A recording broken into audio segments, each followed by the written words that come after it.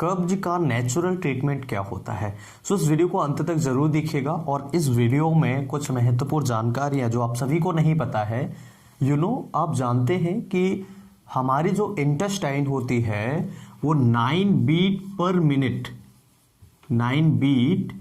पर मिनट के हिसाब से मूव करती है।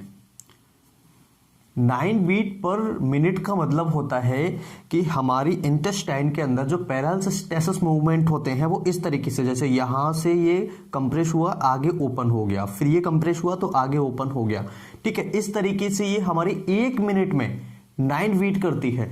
अगर मान लीजिए किसी के 9 बीट्स कम हो जाए या परमानेंटली ऑफ हो जाए यानी स्टॉप हो जाए, बंद हो जाए, तो उस पेशेंट के लिए कितनी बड़ी प्रॉब्लम होगी। तो यहां पर हमें समझने के लिए बहुत ज्यादा जरूरी है कुछ चीजें, जैसे कि सबसे पहले हम इसकी प्रोसीजर समझते हैं कि कब्ज होता क्या है, स्टूल का हार्ड होना।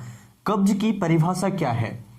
आसान भाषा में अगर हम कहें तो कब्ज का मतलब होता है स्टूल का हार्ड होना, या फिर हमें बार बार स्टूल में प्रेशर लगाने पर भी लैट्रिन नहीं आना, या फिर स्टूल पास आउट करने के बाद यानी लैट्रिन करने के बाद भी हमें थोड़ी इच्छा होना कि हमें थोड़ी बहुत लैट्रिन और आएगी।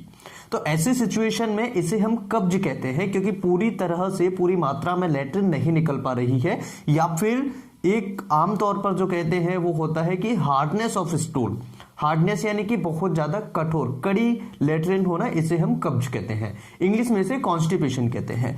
तो कब्ज का नेचुरल ट्रीटमेंट क्या है आज इस वीडियो में आप सभी को बताऊंगा। आपसे रिक्वेस्ट करूंगा कि इस वीडियो को अंत तक जरूर देखिएगा। अगर वीडियो अच्छा लगे तो ही लाइक करना, अदरवाइज आप इसे डिसलाइक कर सकते हैं, क्योंकि यहां पर हम सबसे पहले प्रोसीजर समझेंगे कि प्रोसीजर क्या है। अब देखिए, यहां पर मैं आपको कुछ चीजों से समझाने की कोशिश करूंगा और इन चीजों से समझाने से आपका फायदा क्या होगा ये मैं आप सभी को बताने वाला हूं। तो यहां पर आप देखेंगे ये है हमारा फेस, ठीक है, और ये हमारा स्केल है। यहां पर हम इस ओपनिंग के द्वारा अपना खाना अंदर लेते हैं और टीथ के द्वारा, जो हमारे टीथ होते हैं उनके द्वारा हम इन्हें चबाते हैं। राइट, जब टीथ के द्वारा हम इस खाने को चबाएंगे तो ये नीचे आएगा। राइट, अब ये यहां पर चबाने के बाद में इसमें सलाइवा मिक्स हो गया। सलाइवा यानी कि हमारी लार, ठीक है, सलाइवा को क्या बोलते हैं? लार। जब सलाइवा यहां पर मिक्स हो जाएगा तो काफी सारी जो एब्जॉर्ब वाली चीजें होती है वो यहां पर कुछ एब्जॉर्ब हो जाएंगी। अब ये खाना हमने क्या बनाया, इसका जो निवाला था उसको हमने वोलस बना दिया। अब ये वोलस नीचे जाएगा, ईसोफेगस, इसे हम बोलते हैं ईसोफेगस। ठीक है, अब ये ईसोफेगस के और नीचे जाएगा, नीचे वाले पार्ट में जाएगा, तो यहां पर हमारा है स्टमक। जो हमारा स्टमक है इसकी जो ओपनिंग होती है वो होती है स्मॉल इंटेस्टाइन। तो स्मॉल इंटेस्टाइन ये आ गई आपकी, ठीक है, ये आपकी स्मॉल इंटेस्टाइन हो गई। अब स्मॉल इंटेस्टाइन यानी कि खाना यहां से आया, खाना यहां से आने के बाद में यहां पर आया। अब यहां पर आपका HCl है और यहां पर आपका खाना भी आया, तो ये क्या होगा, दोनों मिक्स होंगे और आपका खाना यहां पर भी डाइजेस्ट होगा। ठीक है, डाइजेस्ट यानी पाचन होना खाने का। तो यहां पर जब ये HCl मिलने के बाद में यहां पर खाने का डाइजेशन होगा तो खाना यहां पर स्टोर हो जाएगा 4-5 घंटे के लिए। यानी कि जो खाना हम खाते हैं वो 4-5 घंटे के लिए यहां पर स्टोर रहेगा और ये वॉल्व जो होता है यहां पर ये बंद हो जाएगा और ऊपर भी जो वॉल्व होता है यहां भी बंद हो जाएगा। तो आमतौर पर आपने कभी कभार देखा होगा कि ये रिफ्लक्स होता है उल्टा हमारे गले की तरफ। तो जो खट्टी डकारें होती हैं, खट्टी डकारें आना, गैस बनना, हमारा गला खट्टा हो जाता है, तो ये जो खाना HCl मिक्स हो गया है, एसिड जिसके अंदर मिक्स हो गया है, वो खाना वापस यहां से रिट्रैक्ट होके यहां से सीधा गले में आ जाता है। जब ये खाना गले में आ जाएगा तो यहां पर आपको प्रॉब्लम्स होंगी। ठीक है, यहाँ पर प्रॉब्लम्स क्या होंगी कि जैसे गले में खट्टी डकारे आना, मुंह खट्टा हो जाना, मुंह में खट्टा पानी आ जाना, इस तरह की प्रॉब्लम्स देखने को मिलेंगी। अगर ये वाल्व प्रॉपर तरीके से सही बंद हो जाता है तो आपको खाना बाहर नहीं आएगा और आपको कोई परेशानी नहीं होगी। इसी तरीके से जब हम खाना खा लेते हैं तो 4-5 घंटे के लिए हमारे ये बंद हो जाता है, और जब ये 4-5 घंटे के लिए बंद होता है तो ऐसे सिचुएशन में यहां पर खाना हमारा अच्छे तरीके से डाइजेस्ट हो जाता है। जब ये खाना डाइजेस्ट होता है तो ये खाना हमारे यहां से निकलकर छोटी आंतों में आ जाता है। अब छोटी आंतों में जब ये खाना आएगा तो यहाँ पर गैस्ट्रिक जूसेस वगैरह है, पैनक्रेटिक जूस है, कुछ लिवर से आने वाले जूसेस हैं, वो भी यहाँ पर छोटी आंतों में मिक्स हो जाएंगे। अब ये छोटी आंतों में जब मिक्स हो जाएंगे तो छोटी आंतों में इसको बहुत अच्छे तरीके से लिक्विड बना दिया जाता है।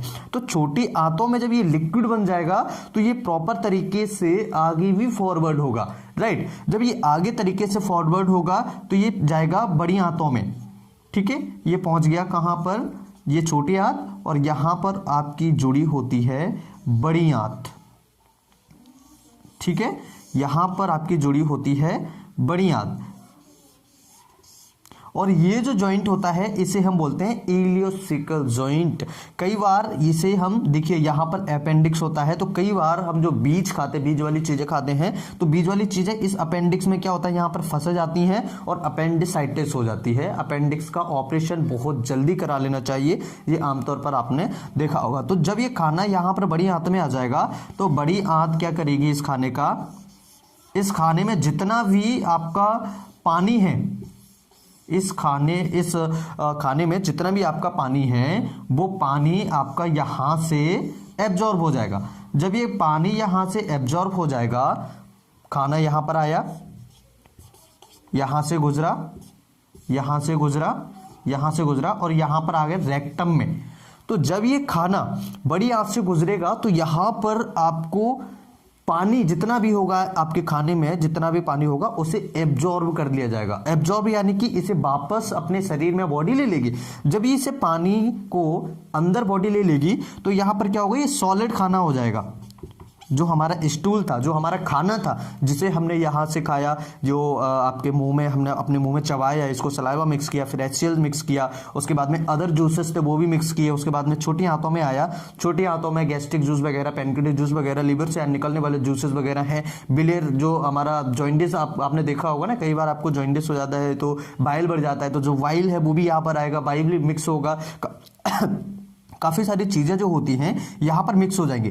जब यहां से मिक्स होने के बाद में इसे लिक्विड बना दिया जाता है, अच्छे तरीके से पीस दिया जाता है। जब ये पीसने के बाद में चक्की होती है, चक्की को हम ऊपर से साजा जो पूरा प्रॉपर तरीके से गेहूं होता है उसे डालते हैं, लेकिन आटा बन के आता है, यानी पिस के आता है। तो इसी तरीके से जब हम खाना खाते हैं तो जो हमारा जो खाना है वो अच्छे तरीके से पिस जाता है, उसको लिक्विड बना दिया जाता है। जब ये लिक्विड यहां पर आएगा बड़ी हाथों में तो इसके अंदर जो पानी होता है वो उसे बॉडी वापस से एब्जॉर्ब कर लेगी। अगर पानी को एब्जॉर्ब नहीं करेगी तो क्या होगा, दस्त लग जाएंगे आपको, ठीक है। क्योंकि आप कहते हैं ना पानी पानी लैट्रिन आ रही है, इसका मतलब है पानी एब्जॉर्ब ही नहीं हो रहा है। और पानी अगर ज्यादा लैट्रिन के साथ में निकलेगा तो मरीज को दस्त होंगे। अगर मरीज को दस्त होते हैं तो उसमें शरीर में पानी की कमी आएगी। जब शरीर में पानी की कमी आएगी तो ऊपर से बोतल लगानी पड़ेगी या फिर आपको ORS वगैरह के घोल पिलाने पड़ेंगे, और आपको दस्त के लिए इमरजेंसी जो ट्रीटमेंट होते हैं, इमीडिएटली जो ट्रीटमेंट होते हैं वो आपको लेने पड़ेंगे। तो बड़ी आंतों में आपका पानी एब्जॉर्ब कर लिया गया और इसे हो गया सॉलिड,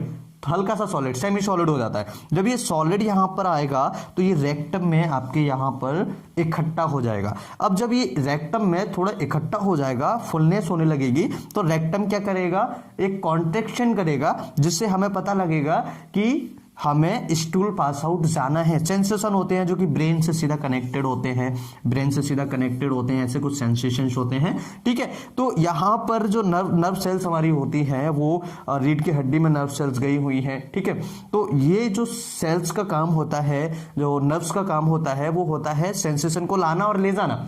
ठीक है। तो यहाँ से सेंसेशन जाएगा ब्रेन को कि भैया जो ये रेक्टम जो है वो फुल होने वाला है, इसको बाहर निकालो, तो हमें लेट्रिन आने की इच्छा होने लगती है। तो जब ये यहाँ पर इकट्ठा होगा तो ये कॉन्ट्रैक्शन करेगा। जब हम लेट्रिन में जाते हैं लेट्रिन करने के लिए, तो ये जो हमारी ओपनिंग होती है, इस ओपनिंग को जब हम ओपन करेंगे तो यहाँ पर आसान तरीके से हमारी लेट्रिन हो जाती है। ठीक है। अब बात करते हैं कि यहाँ पर कुछ चीजें बहुत ज्यादा ध्यान रखने में कि कौन सी ऐसी चीजें हैं, कौन से ऐसे कारण हैं जिनकी वजह से हमें ये प्रॉब्लम आती है। तो यहां पर सबसे पहला कारण क्या होता है, पानी का कम पीना। कॉजेज की अगर हम बात करें तो सबसे पहला होता है पानी का कम पीना। अगर हम पानी कम पिएंगे तो यहाँ पर क्या होगा, जो हमारी इंटेस्टाइन होगी प्रॉपर तरीके से काम नहीं करेगी, और यहाँ पर जो हमारा स्टूल है, जो हमने खाना खाया था, वो क्या होगा, सूखने लगेगा। जब ये सूखने लगेगा तो इससे आंतों में चिपकने लगेगा, और यहाँ पर हमें क्या प्रॉब्लम होगी, कॉन्स्टिपेशन देखने की मिलेगी। कॉन्स्टिपेशन की समस्या हमें देखने को मिलेगी, पानी कम पीना। ठीक है। अब दूसरा जो कारण होता है लैक ऑफ फाइबर। अब लैक ऑफ फाइबर का मतलब होता है लैक ऑफ फाइबर यानी कि कुछ ऐसी चीजें हमें खाने को मिलती हैं ज्यादातर जिसमें फाइबर्स की कमी होती है। अब अगर फाइबर्स हमारे अंदर नहीं होगा तो डाइजेशन प्रॉपर तरीके से नहीं होगा। तो जो फाइबर होता है वो कौन सी चीजों में कम पाया जाता है, जैसे कि ऑयल है, घी है, बटर है, एग्स है, चीज है, यानी कि जो पनीर है, तेल है, ठीक है, ज्यादा मसाले वाली चीजें जो हम खाते हैं, मैदा है, ऐसी चीजों में ये फाइबर्स बहुत कम देखने को मिलता है, ना के बराबर होता है। तो आजकल की जो जनरेशन है, हम लोग क्या खा रहे हैं, ज्यादातर ऑयली चीज ज्यादा खा रहे हैं, बटर पनीर वगैरह ज्यादा खा रहे हैं, ठीक है, बटर ज्यादा खा रहे हैं, चीज ज्यादा खा रहे हैं, मीट ज्यादा खा रहे हैं, अंडे ज्यादा खा रहे हैं। तो यहां पर हमें फाइबर्स मिला ही नहीं। जब हमें फाइबर नहीं मिलेगा तो यहां पर क्या प्रॉब्लम्स होगी, हमें ये जो डाइजेशन प्रॉपर होना था वो प्रॉपर तरीके से नहीं होगा। दूसरा जो तीसरा कारण होता है आईबीएस, यानी कि जो इरिटेबल बाउल सिंड्रोम होती है, उसकी वजह से भी कई बार हमें कई सारी प्रॉब्लम्स आने लगती हैं, जिसकी वजह से क्या होता है, स्ट्रेस। देखिए स्ट्रेस की वजह से ये प्रॉब्लम थोड़ी सी बढ़ती है। अगर कोई स्ट्रेस करता है तो स्ट्रेस यानी कि चिंता, एंजाइटी जिनको ज्यादा रहती है, उनमें आईबीएस की प्रॉब्लम्स होने के चांसेस बढ़ जाते हैं। अब ये आईबीएस की वजह से कई बार क्या होता है कि पेशेंट को कई बार पतली लैट्रिन चली जाएगी और कई बार उसको बहुत हार्ड लैट्रिन होगी। तो ऐसे उसको थोड़ा सा रूटीन चेंज होता रहता है, जैसे कि एक आध महीने में उसको पतली लैट्रिन चले जाना और एक आध महीने में उसको बहुत हार्ड लैट्रिन जाना। इस तरह की प्रॉब्लम्स आईबीएस के अंदर देखने को मिलती है। अब इसके अलावा चौथा जो कारण होता है, हम एक्सरसाइज नहीं करते हैं, लैक ऑफ एक्सरसाइज। ठीक है। तो लैक ऑफ एक्सरसाइज, जब हम पेट की एक्सरसाइज नहीं करेंगे तो मैंने आपको क्या बताया कि यहां पर 9 बीट पर मिनट हो रही है। तो ये जो बीट है इसकी, जो इसका मूवमेंट है वो सही तरीके से हो नहीं पाएगा। और जो हमारा खाना है, देखिए ऊपर से हम पानी कम पी रहे हैं, फिर उसके बाद में फाइबर की जो डाइट है वो कम ले रहे हैं, फिर उसके बाद में आईबीएस स्ट्रेस ज्यादा ले रहे हैं, उसके बाद में फिर एक्सरसाइज कम कर रहे हैं। तो इनके कारण होगा क्या कि हमें जो इंटेस्टाइन में डाइजेशन प्रॉपर तरीके से होना है वो नहीं होगा। इसके अलावा जो पांचवा कारण होता है कि हम प्रॉपर तरीके से डाइट नहीं लेते हैं, सही तरीके से चबाते नहीं हैं। अगर आप सही तरीके से नहीं च्यूइंग करेंगे तो आपको प्रॉब्लम देखने को मिलेगी। क्यों? क्योंकि यहां पर सलाइवा मिक्स नहीं हुआ। जब ये सलाइवा मिक्स नहीं होगा तो ये जो खाना है वो प्रॉपर तरीके से नीचे तो आ जाएगा, लेकिन आंतों में और स्टमक में डाइजेस्ट नहीं होगा प्रॉपर तरीके से। तो हमें सलाइवा मिक्स करना बहुत ज्यादा जरूरी है, और सलाइवा मिक्स करने के लिए हमें ये जो चबाने की प्रक्रिया होती है वो ज्यादा करनी होगी, और इसके छोटे छोटे पीसेस करने होंगे। जब हम ज्यादा चबाएंगे तो यहां पर जो छोटे छोटे पीसेस हो जाएंगे वो आसानी से डाइजेस्ट होंगे, आसानी से छोटी आंत में चले जाएंगे, आसानी से बड़ी आंत में आ जाएंगे, और ये इनको अच्छे तरीके से हमारी बॉडी इंटेस्टाइन वगैरह है वो आसानी से डाइजेस्ट कर देगी। इसके अलावा कुछ दवाइयां होती हैं, जैसे एंटी डिप्रेसेंट दवाइयां होती हैं, जो मेडिसिन होती हैं एंटी डिप्रेसेंट, कुछ मेडिसिन हैं, कुछ पेन किलर्स होती हैं। ठीक है। इसके अलावा कुछ ऐसी दवाइयां जो आप दस्त रोकने के लिए लेते हैं। कई बार क्या होता है कि थोड़े बहुत मरीज को दस्त हुए और आप चले जाते हैं अपने मन से या मेडिकल स्टोर स्टोर से दवाई ले लेते हैं और दस्त रोकने वाले, तो इस तरह की दवाइयां जब आप ले लेते हैं तो आपको प्रॉब्लम्स क्रिएट होगी, क्योंकि आपको नहीं पता है कितने दिन तक लेना है, कब तक ये दवाई हमें लेनी है। तो इसलिए आपको पेन किलर्स वगैरह है या फिर जो आपके एंटी डिप्रेसेंट वगैरह दवाई हैं, इनकी वजह से भी, कुछ बीपी की दवाइयां होती हैं उनकी वजह से भी आपको कॉन्स्टिपेशन हो सकता है।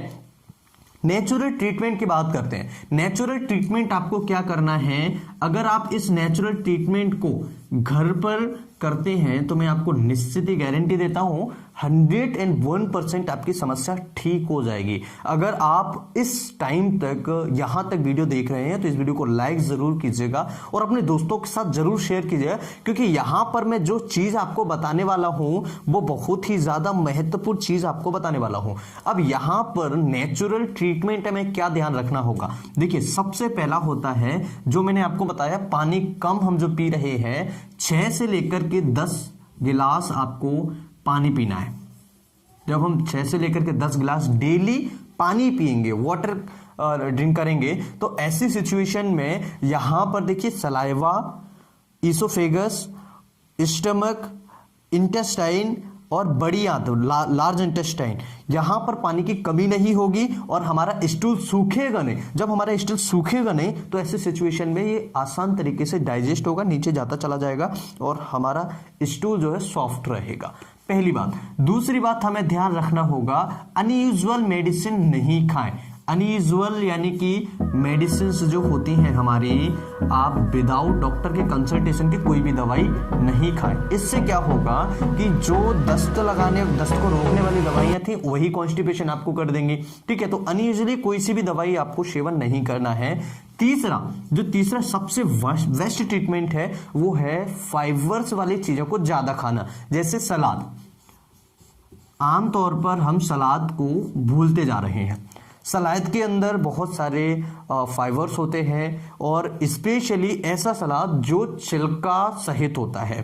ठीक है, होल ग्रेन्स अगर हम लेते हैं तो इसमें भी बहुत सारी चीजें होती हैं। ठीक है, अगर होल ग्रेन्स का मतलब होता है कि छिलके सहित, ठीक है, तो होल ग्रेन्स हमें लेना चाहिए जिसमें फाइबर की मात्रा बहुत ज्यादा होती है। ठीक है, चौथा जो इलाज है, फ्रूट्स, जो हमारे फ्रूट्स होते हैं वो छिलके सहित होने चाहिए।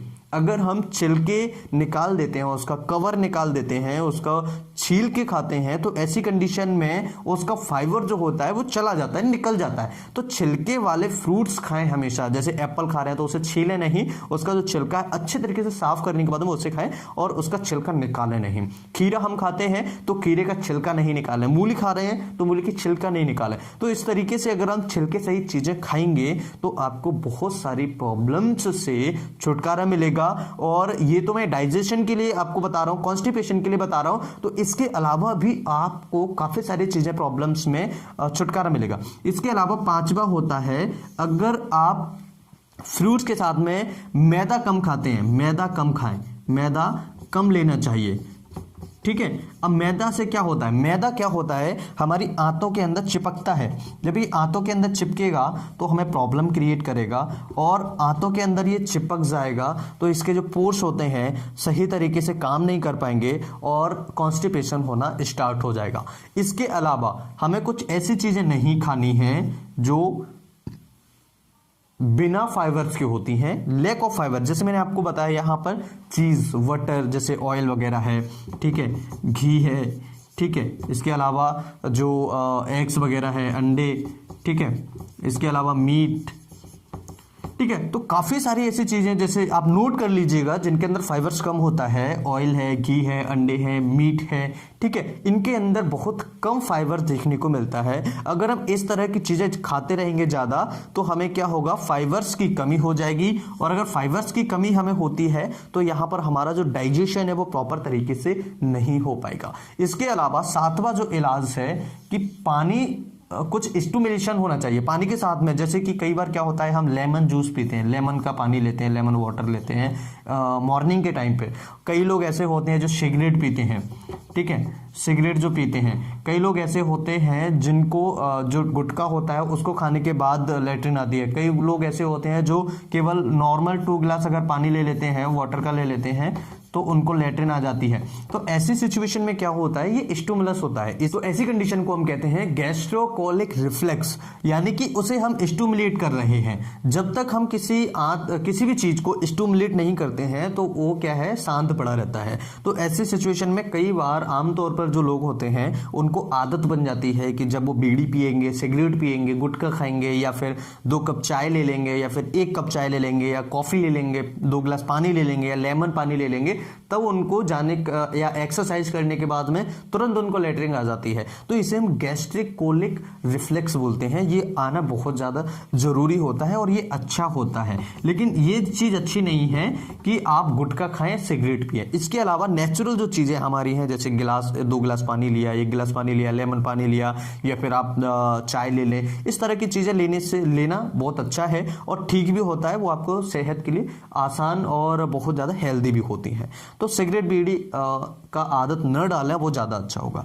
8वीं जो चीज है वो होती है कि अगर किसी पेशेंट को क्रॉनिक प्रॉब्लम्स है, तो क्रॉनिक प्रॉब्लम्स में क्या होता है कि लंबी बीमारी होती है, मरीज को लंबी बीमारियां हो जाती हैं। उसमें क्या होता है, कोलाइटिस। तो कोलाइटिस की वजह से क्या होता है, मरीज को आंतें सही तरीके से मूवमेंट नहीं कर पाती हैं। तो कोलाइटिस के लिए आपको ट्रीटमेंट लेना चाहिए, डॉक्टर से मिलना चाहिए। कुछ एंटीबायोटिक्स तरह की दवाइयां आती हैं, उनसे आप ठीक कर सकते हैं। जैसे कि कई बार डॉक्टर्स लिखते हैं नॉरफ्लॉक्स टीजेड वगैरह है, या फिर सिप्रोफ्लॉक्सासिन है, इस तरह की अलग अलग प्रकार की एंटीबायोटिक्स डॉक्टर दे सकते हैं। तो इसमें आपको कोई भी दवाई घर से या विदाउट डॉक्टर के कंसल्टेशन के आपको नहीं यूज करनी चाहिए। इस चीज का आपको ध्यान रखना होगा। तो ये चीज अगर आप फॉलो करते हैं, इसके साथ में अगर आप एक्सरसाइज करते हैं, एक्सरसाइज अगर जो व्यक्ति एक्सरसाइज डेली करते हैं, रूटीन में करते हैं, स्पेशली ऐसी एक्सरसाइज जो पेट को हमारे को मरोड़े यानी कि पेट की मसल्स को एक्सरसाइज कराए,